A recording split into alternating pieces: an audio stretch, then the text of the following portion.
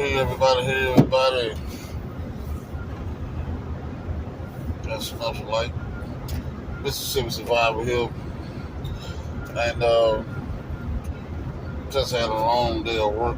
And I was just thinking,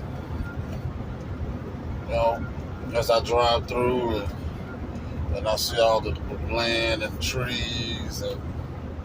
And I just want to talk to you guys about financial freedom or being almost little to none debt free. And let me be upfront before I even start. This has nothing to do with some quick fix to get there, some fast way to get there. But I'll tell you what I'm doing to get there.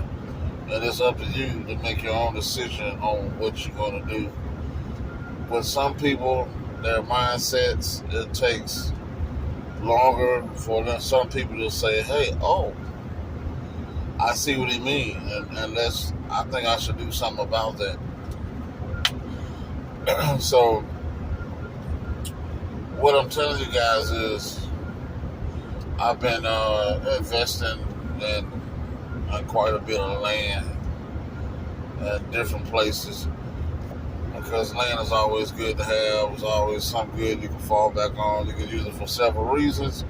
By all means, I'm not telling you to sell your land or put up for the bank or something like that, unless you're going to get some more land. If you get more land, yeah, by all means, sell it.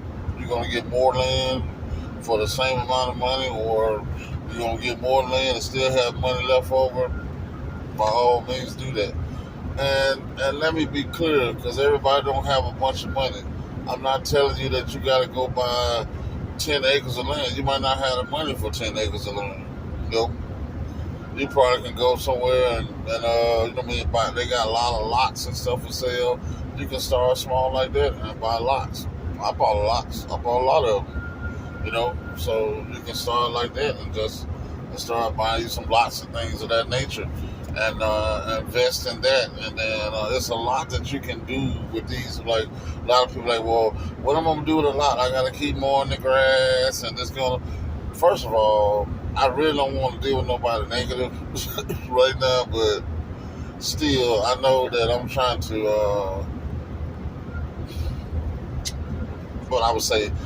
I'm trying to throw the scenario out there because I know certain people are going to ask that. Some people are going to ask that. Some people aren't going to ask that. But there's so many different things that people are going to ask. So I just got to put the scenario out there. So that's what I did. So therefore, again, a lot of people going to say, hey, I don't want to keep cutting the lot and then, paying taxes on the lot. See, first of all, you got to be creative. Before you even go buy a lot, have your mind right before you buy the lot and already know what you got in mind and what you're going to do with that lot. There's so many things you can do. It's a place you go and buy some lots that are really beautiful lots. You can take that lot and you can set up a wedding venue on the lot. I'm just giving you guys some ideas. For some people that may not have thought of this, I'm trying to give you some ideas where you can go out and say, hey, and then you can achieve financial freedom that way. You can go out and make a wedding venue on there. You can rent it out for birthday parties. You can rent it out for family reunions, depending on how big the lot is. Or you got 2 or 3 lots together. You get out there and have it set up where they can, even you get some of the football teams or whatever. Hey, we're going to do flag football. But again, when you do something like that, make sure you are insured. Make sure the land is insured. So in the case of someone get hurt, possibly, then the insurance will pick it up versus you having to catch the hit for that. Just saying. I want to give you one scenario, a good picture of it, and not tell you the rest of it. And that's something that you need to do. Make sure your land is insured. Also, check your local guidelines to see what you can and you cannot do. I'm pretty sure what I'm telling you is not an issue because that's your land. You paying taxes on it. You should be able to do it. But again, some places are really weird. So check your municipalities and see what you can and what you cannot do. But what I'm trying to tell you is that you take this land and use this land and let this land make you some money. I'm gonna tell you something else that's been going on for hundreds of thousands of years. This ain't just started. A lot of people are buy land and other people are build on that land. That don't mean the land belongs to them. That means that's still your land and they're paying you rent on that land, but they built the building on the land. But they still got to pay you rent for being on the land. You see what I'm saying? Because it's not theirs. Unless you sell them the land, then that's a different story. So if you haven't sold them that land and that land is still yours and they're building on that land that's still yours. And another thing about that, if they leave the building will automatically become yours. If they stop paying you rent and decide they're gonna leave that structure there, that structure becomes your structure because the land was still yours. So the building, I don't care how many millions of dollars they pay for that building still becomes yours. For people that don't know that. So there's so many different things that you can do and do with the land and do on it. You just gotta have your mindset on what you're gonna do ahead of time. You can fence that land in, and you can when they have football games, if you close to a place like that and you got a lot around that area, start charging $10 a parking spot, and some people will pay you $10 a parking spot because if you got a nice clean area and it's gated in and they know you're going to be sitting out there watching their vehicle while the game going on, they ain't got to worry about coming back and their tires on flat and they missing hood caps and somebody bust a window out and somebody been cheating on somebody else and put Jackie Robinson on the side of the car, all of those crazy mess like that. So that alone, because they'll feel more secure. I'm like, my stuff is gated. I'm paid $10, right? But my stuff is gated in, and somebody is watching my vehicles for me. So therefore, I feel safer with that. And you can make that thing nice if you want to. I mean, you can put a valet parker in there that you just get the keys at the gate, bring their vehicle out to them. You can make it real nice. You know, you just gotta be creative. Be creative. Be creative. So what I'm doing is, I'm doing some of the things that I spoke about myself, and I also I took I thought, like I've been saying all the time, I said, man, I'm sick of renting from people. I mean, that ain't for everybody. What I'm doing now is not for everybody. For the people that it is for, hey, let's talk about it. Email me. Let's conversate about this thing, and wherever you need help, or you might be able to help me. You know what I mean? So what I did was I bought some other land with a structure on it, and I decided instead of tearing the structure down, I'm just going to redo the entire structure and make that a home. Make that my home. Now I should have been getting a lot more before pictures so I can show after progress. Like, I mean, we already did a ton of stuff already. We're going to cut down, I promise you, to cut down about 7-8 trees already. Because, I mean, to come in and pay actual tree cutting service, I mean, I guarantee you, the first 3 trees would have cost you about $3,000. I guarantee it. You know what I mean? Cutting trees, and especially in the Delta, is an expensive thing to get done. It's not cheap whatsoever.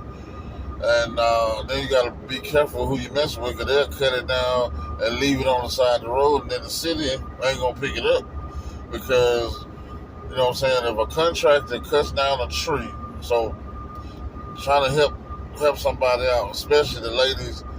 If you pay somebody to cut down your tree, that's considered a contractor.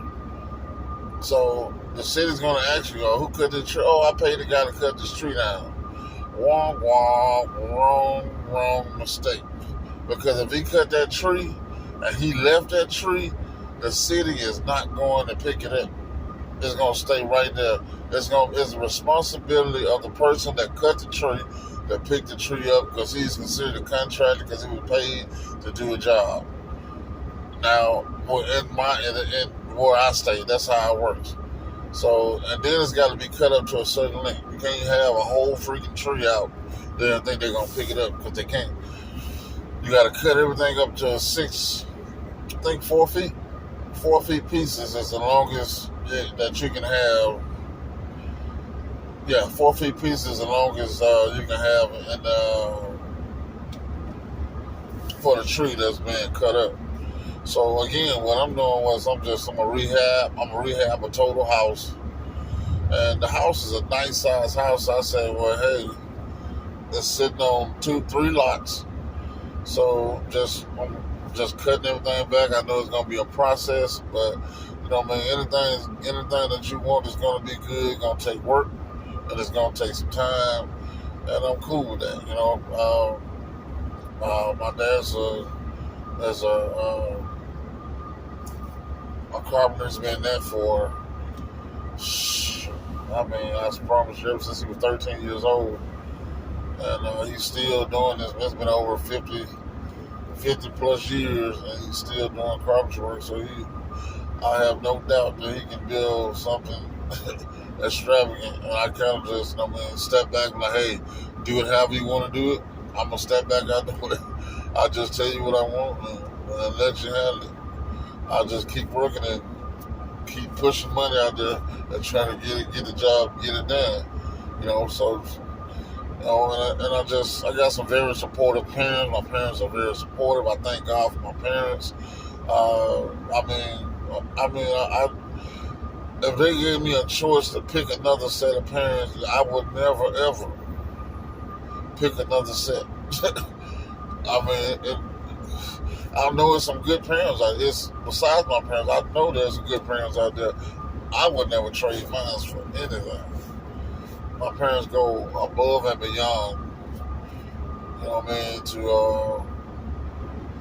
mean, for their kids, man. They go above and beyond, man. And I'm like, again, man, like I say, they ain't made out the same fabric anymore as the older generation, man.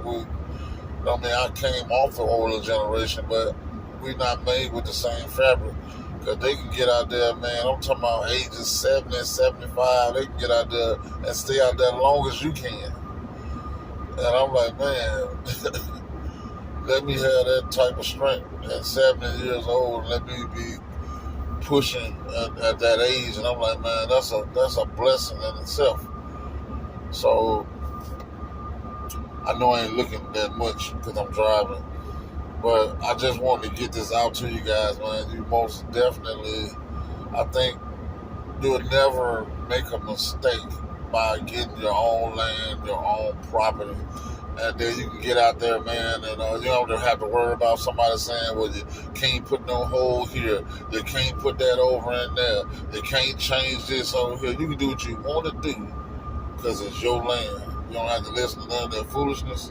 You can do what you want to do. You ain't got to call and ask nobody nothing. And the most important thing, you do not have rent.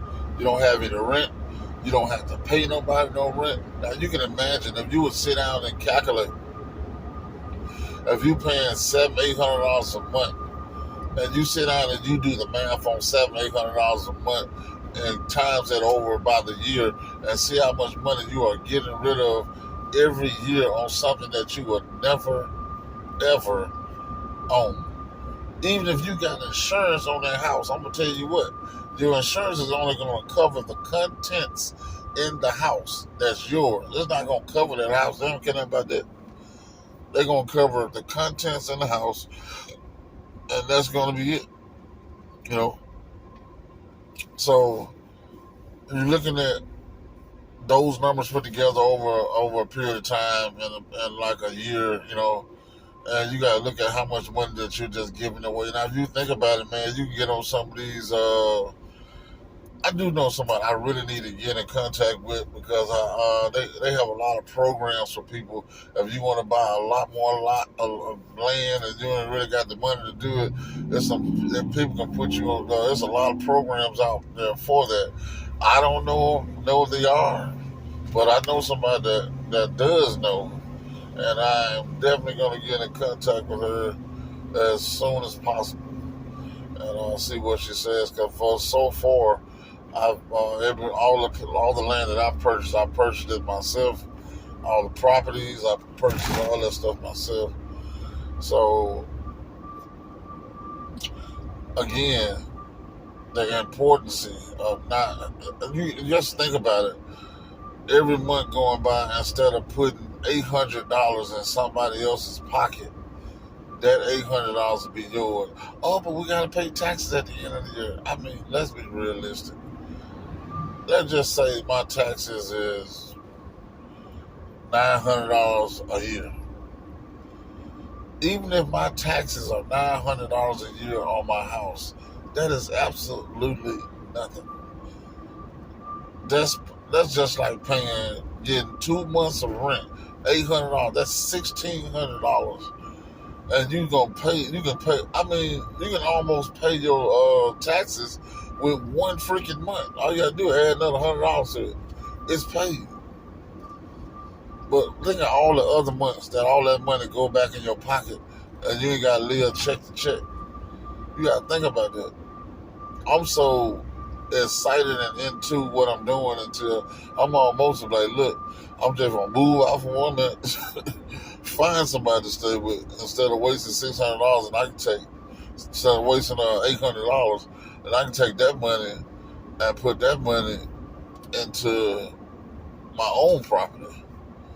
You know what I mean? And I have my mind looking at what it is now and what's in my mind and my design in my mind. Oh man, it's gonna be off the chain. And I say financially free because I'm gonna have solar everywhere. I'm gonna make it look like I'm part of the electric company. I'm gonna have some more solar. Because solar now is so much cheaper than what it was. Anybody can get it, man. It's so easy to get enough solar, man, to freaking do your whole entire house. People's mistake is when they do solar, they do what the specs of what their house need. And what you do that is you look at your bill and then it tells you pretty much how much solar you need. But you never do that. If you're gonna get solar, always overdo it, overdo it. Never ever do your solar to the point where you just I use 2 kilowatts, so that's all I need. Yeah, you might use 3 kilowatts next month. Always get overkill. So I wasn't trying to hold you guys up that long, but I mean that was on my mind, on my heart. I'm like, man, look, a lot of us really need to tap into that and really, really need to start thinking hard, especially when you get up to a certain age, anywhere 40, 45, even way before then. And what would be so smart is you would teach your kids to do that now. And if you was already doing it yourself, then your kids can stay on the land that you already got. You know what I mean? Y'all can get together as a family and continue to buy more land and more land and have an inheritance that goes down, passed down from generation to generation. But an inheritance don't come out the air. You know what I mean? Somebody got to start it. But so many people are so freaking greedy.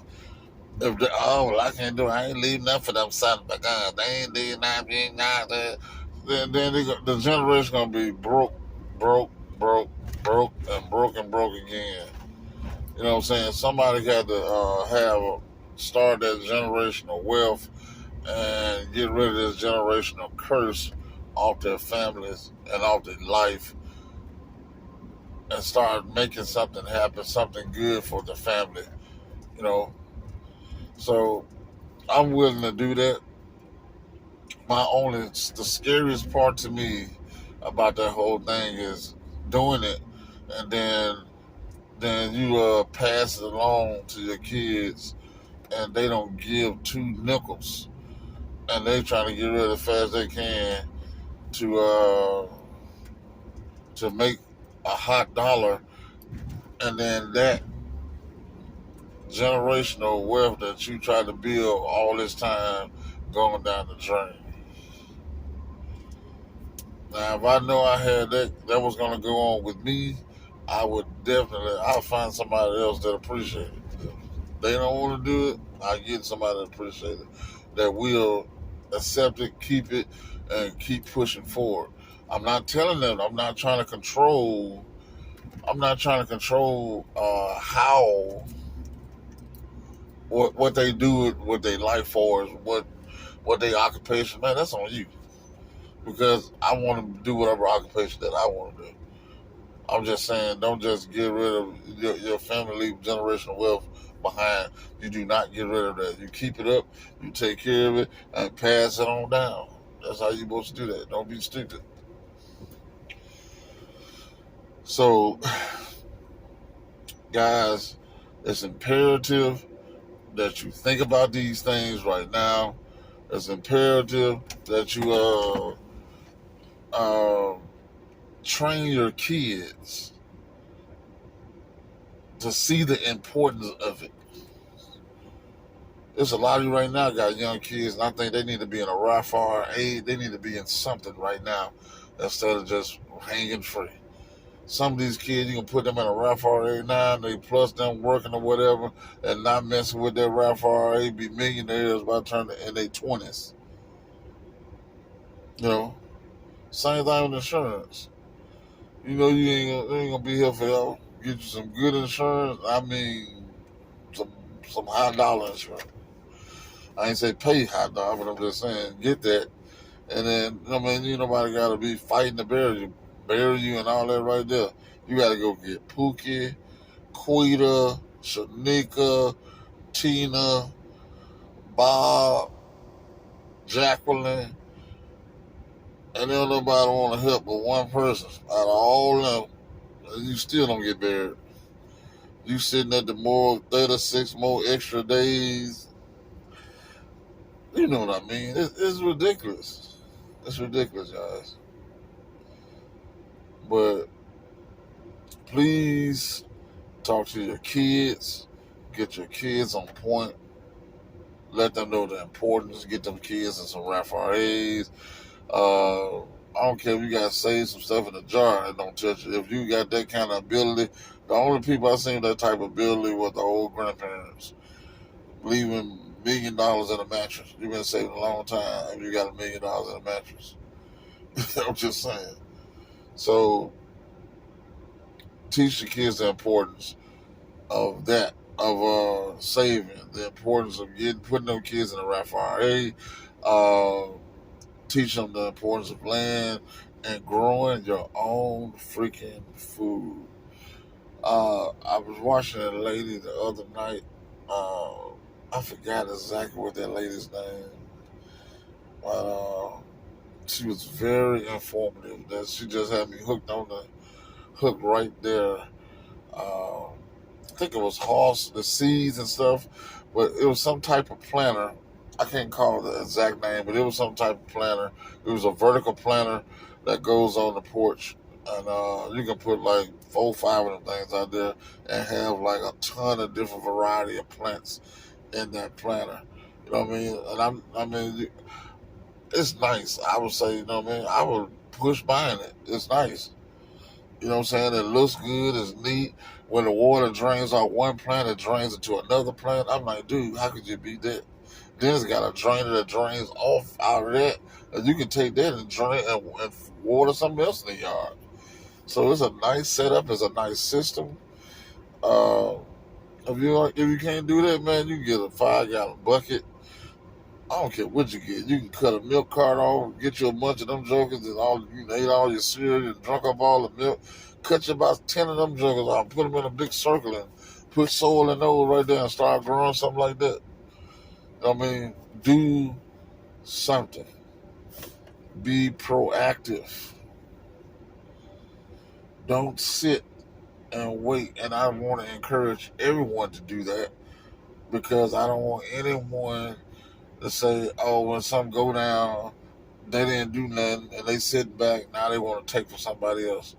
If you pushing them while you pushing yourself, and both of y'all do something, 9 times out of 10 you end up helping each other instead of them getting mad because you got a ton of food and they ain't got nothing. You see what I'm saying? And then I said I'm not gonna try to help nobody because it's gonna be too dangerous. At that time, it's gonna be too dangerous. So try to train or teach or talk to them the best you can and try to get together a network of people. It's going to be very important to have a network of people. You can't do it by yourself, so it's going to be important to have a network of people so y'all can look after each other and watch each other back. Properties and different things like that. So it's going to be very important to do that. And I would love to network with some people. Again, it's Mississippi Survivor at gmail.com. I would love to network with some people, meet up with some people, break bread with some people, go to some of these seminars. Or it's not so much seminars, like a group meetup and everybody showing what they do and fellowship and enjoying the company of a lot of like-minded people. And that's a blessing and it's so awesome. And I encourage anybody to do that. I really do. So there's plenty of land out here to get, to buy. And I'm telling you, man, just because people be living in Florida and have land all down here where I'm at. It's that's how it is. So please pay attention to this, what I'm telling you today. Please give this video as many likes as possible. Thumbs up is what I'm saying. If you want to subscribe and become a part of the Mississippi Survivor family, that'll be awesome. That's fine. If you do, that's fine. If you don't, that's still fine. Still love you. It's all good.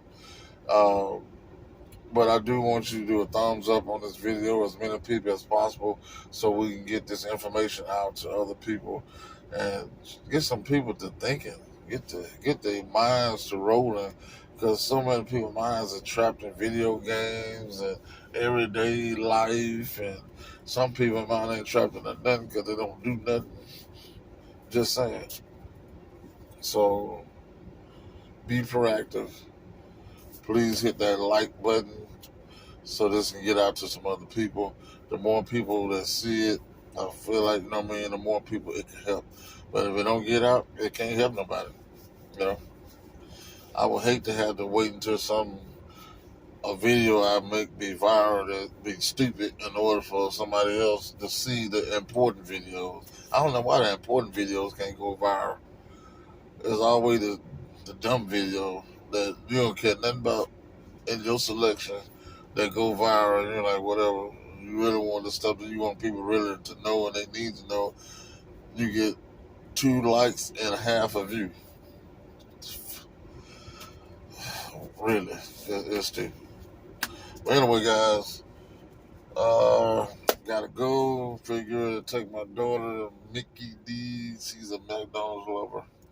I'm gonna take her and have a little daddy-daughter time and let her enjoy her Little Mac, Big Mac, whichever one she wants.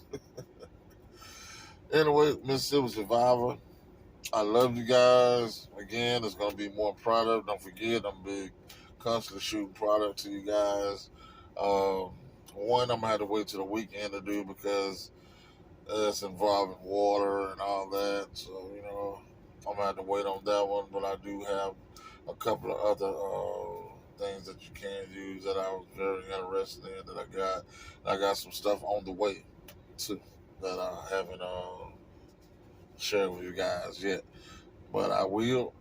And anything that you guys, anybody that want to, feel free, they want to send something, they want me to do a review on, I'll be happy to do a review on it.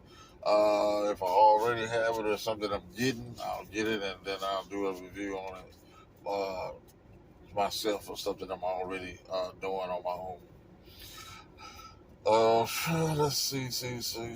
Again, it's Mississippi Survivor at gmail.com. Mississippi Survivor at gmail.com. I love you guys. It's time for me to spend some time with the daughter. I'll talk to you guys, and I'll see you in the next one. Love you. Peace.